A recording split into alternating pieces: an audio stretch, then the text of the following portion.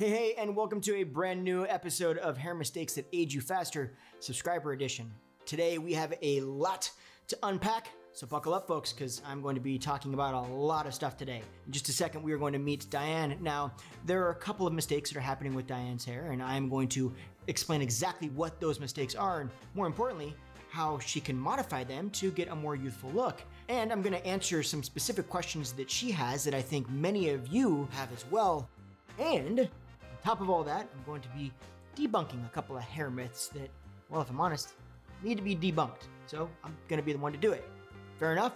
Okay, and if you are not new to me, you're familiar with my videos and how I roll, then you're probably wondering why I'm inside and not out in the middle of nowhere, because you know that I typically take you on adventures while I teach you about hair. And this is not a waterfall behind me, because we're in my condo. Deanna and I just got back from Mexico, and I think we both ate a little something that didn't agree with us. So Deanna is in the other room right now. Had a rough night, let's put it that way. So she's recovering, and I'm here to make sure that everything's going okay. So yeah, with all of that said, should we meet Diane? Okay, now while I throw these photos up on the screen and introduce you to Diane and explain to you, if you're new here, exactly what this series is all about, for you veterans, head down below, you know how this goes, and tell me what you see that you think might have caught my eye or that you think we need to modify. And I'm excited for this one because there are definitely some concerns that we have talked about before, so it's going to give you a chance to show us what you learned here. But then there are also some things in her email that we haven't had a chance to talk about before, so yeah, like I said, a bunch of new info. But for now, meet Diane. Now, if you are new to this series, this is a series where subscribers, on purpose, actually send me in photos and ask me, are there any mistakes that are happening with my hair? And then I pick them randomly and throw them up on the screen for you to meet and walk you through those mistakes. And then more importantly, like I said before, I walk you through exactly how to address those concerns so that they can get a more youthful look. So yes, that's what this series is all about. And with that said, let's dive into some mistakes.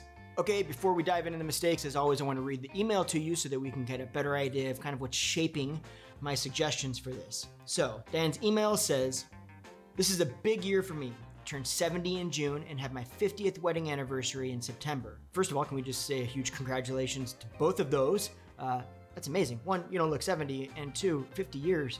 I'll be surprised if my wife lasts 15 with me." So congratulations, that's amazing. "I have a round face and gravity is not doing me any favors. I'm not quite ready to go gray yet. I've always had my hair colored a warm blonde, but I wonder if maybe I should be asking for something more ashy that would also help to hide the regrow. The texture of my hair is neither straight nor curly. My sisters always say we have hair that is bushy if we let it dry on its own. I would so appreciate your comments. Thank you for your consideration. Diane." Okay, so I also want to do something that I've actually never done in this series before. I've done a lot of these videos, and I've never explained to you kind of the process that I go through when I look at one of these photos and start to kind of think about what my suggestions or concerns would be. So I want to walk you through that very quick process so that you can maybe understand moving forward, or even watching some of the older videos, a little bit more about how you can utilize this information for yourself. So the first thing I do when I look at one of these photos is I'm immediately looking at the face. And I'm not really even paying attention to the hair yet. I'm just looking at the actual face. Is there anything that stands out or pops out to me? Any specific features? When I looked at Diane's photo, one of the first things that popped out was that she's got beautiful eyes. They're very striking and they definitely stood out. And then I also noticed that her face is a little bit more on the full or round side. But I also recognized when I saw this photo that a lot of that width or roundness is actually being a little bit created by the specific hairstyle she's currently wearing. Because when you pull her hair back, it does actually look like there's a little bit more length to her face, and you're actually starting to notice some of her cheekbones. My next step is to look at the actual hairstyle and try to determine if the hairstyle is either accentuating or taking away from any of the aspects that I saw within the face shape. And that's where I kind of come up with the potential mistakes that may be happening. And then finally, I go through the email and just kind of learn what parameters do I need to stick within? What are the concerns that the client, in this case, or the model, in this case, is worried about, so that I can better guide them into a hairstyle that would function better for those specific concerns. So that is kind of the process. So now that you understand that better, let's dive into the mistakes. Okay, mistake number one is that the length in the front is just a little bit too short, mainly on this side more so than this side. Now, the thing about this is the length is adding a bit more width to Diane's face. If it were a bit longer, it would actually start to elongate her face a bit and help offset some of the roundness. Now, a second kind of part to this mistake is that the actual style, like the way that the hairstyle is being styled, is adding a little bit too much bend. Really, you can see that very noticeably right here. And the concern with that is that it's actually bending the hair to cup under her chin, which is, again, accentuating this roundness. Mistake number 2 is that the front bangs, or maybe they were bangs and they're growing out, but these kind of layers, are a little bit too long. Now, if we actually shorten this up just a little bit, it would open Diane's face up a little bit more, but more importantly, it would actually cut or break right at her cheekbones and really start to accentuate more of her cheekbones versus her cheeks. Now, mistake number 3 is that the length in the back is just a little bit too long. Now, if you've been around this series at all, you know I have mentioned this multiple times. And when you look at this profile, what you see is that that length being as long as it is in the back is definitely bringing that eye down the shape in the back instead of lifting that eye up. Now, if we brought that length up a little bit and allowed that front to get a little bit longer, you would notice that the shape would function a lot better in actually lifting the eye, as well as accentuating what we want to with Diane's bone structure. Okay, now mistake number 4 is that the layers in the back are a bit too long, and then in front of the ear, it's actually just a bit over layered. Now, the layers in the back being too long is actually just making that lay really heavy, which is compounding the illusion of that last mistake, which is making that back look kind of heavier and longer and bringing that eye back down the shape. Now, the overlayering over the ears, this is something that actually happens very commonly when it comes to bob shapes. And what you'll notice is even though Diane's hair texture is on the thicker side, it still looks a little bit thin around the ears right here. If we were to actually layer this a little bit more, along with the bringing the length up in the back like we recently talked about, and allowed some of that area right over in the ears to fill in a little bit, it would go a long way to making this overall bob shape look a whole lot stronger. That's kind of hard to explain, but when you see it in the suggestions that I'm going to show you in a second, I'll show you exactly what this would look like, I think you'll understand exactly where I'm coming from. So let's talk about that here in just a minute. Okay, very quick interruption for some very exciting news. Now, I know a lot of you have questions because I get a ton of questions on this channel. And unfortunately, as hard as I try to respond to as many comments and questions as I can, it's just overwhelming. It's impossible to get to all of them, but I know some of you really want those questions answered. Now, there's a special little tool that YouTube has allowed me to use so that you can make sure that your comment gets noticed.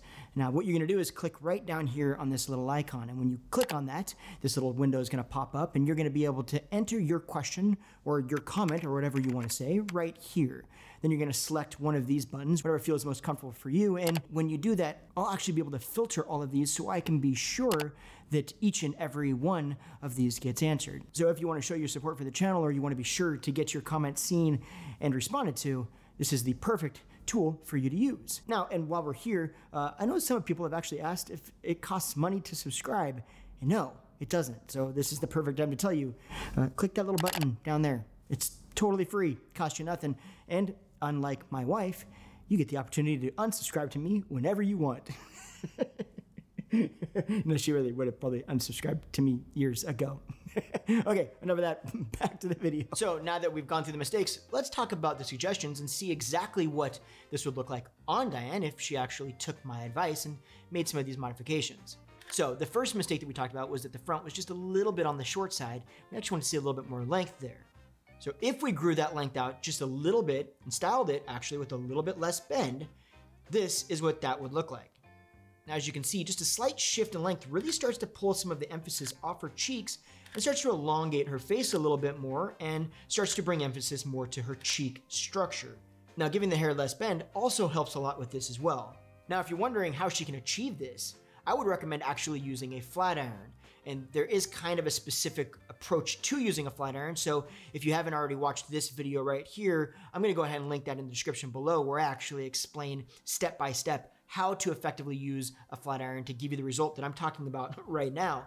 But the point being is a flat iron has an ability to smooth hair out and kind of, I don't wanna say lay it flatter, yes it can, but lay it a little bit less thick. For whatever reason, this helps to lay the hair in a little bit more, so when you're trying to create less volume in an area and a little bit more of a C versus a bend, this is the perfect tool to use. So that would definitely be one approach that I would take to getting this look. Okay, the next mistake we talked about was that the front bangs or layers are just a little bit on the long side. It's actually accentuating more of her cheeks instead of opening her face up more and actually drawing more attention to cheek structure. So if we brought that up a little bit, this is what that would look like. And as you can see here, the second we do that, it starts to open her face up more, but much more importantly, having that land or break or be cut right at the cheekbone goes a long way to start accentuating cheek structure instead of just accentuating cheeks. Now, mistakes 3 and 4 were all about layering. The layers in the back weren't quite short enough, and there was a bit too much layering right around the ear that was making Diane's bob shape look thinner than it really needs to look. And all of this collectively was really bringing that eye down versus lifting the eye like we would rather be doing. So if we were to bring that length up a little bit, get that little bit of extra length in the front, fill that actual area in right below the ears, and lighten those layers up a little bit in the back so that we create a little bit more volume, this is what that would look like. Now, as you can see, the overall line looks a lot stronger because we let that fill in and get a little thicker around the ear, and giving it that little bit of bevel as well as lightening those layers up a little bit more really helps to start lifting that eye up and start to actually accentuate more of a lifted bone structure for Diane. Now, when we look at the front, we also notice that it gives a little bit more lift around the top and around the temples where we want to. This helps to, again, accentuate a little bit more elongation, even though we really haven't changed the length or the hairstyle, if you will, all that much.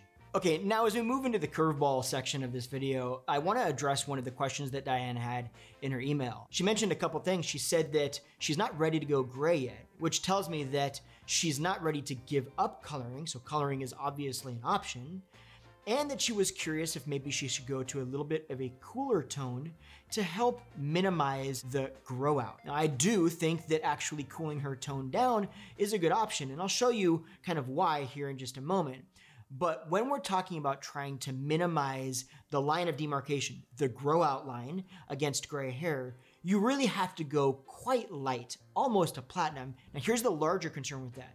When you actually go lighter, you might find that to go light enough to where you actually see a marked difference in that grow out, it might be that your hair is so light that even though it helps to grow out, it's causing an entire other problem that may be much worse, which would be that maybe that tone or color doesn't work well for your skin tone, or that you just don't feel comfortable in it. So what if we went the other direction and actually just focused on getting a color that looked really strong on her and just recognized that you're still gonna have the same amount of grow out, and therefore you're gonna have basically the same amount of maintenance that you've been having up to this point.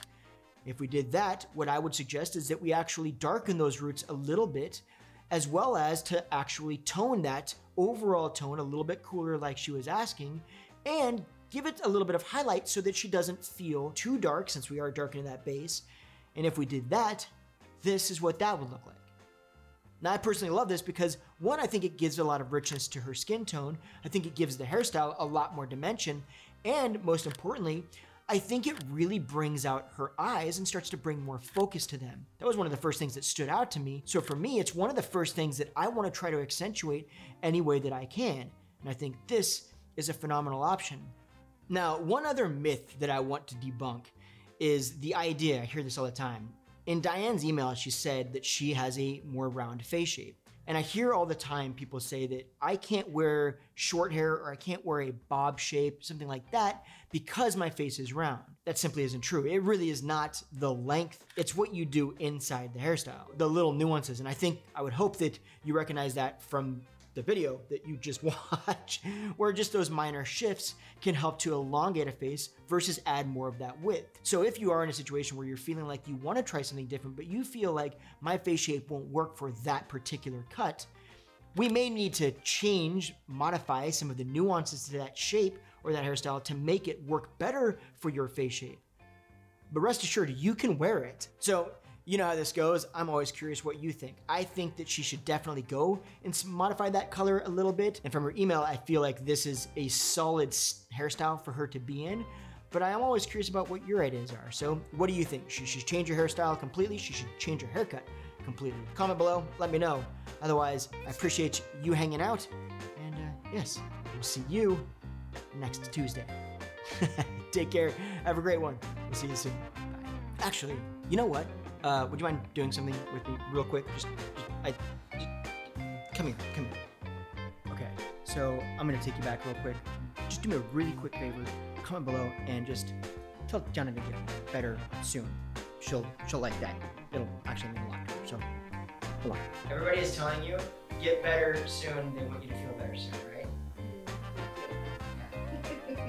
Now I'm wondering how many people would be like, I would kill him if he did that to me while I was sick. All right. But thank you. I appreciate it. And she appreciates it as well. So, yeah. Thank you.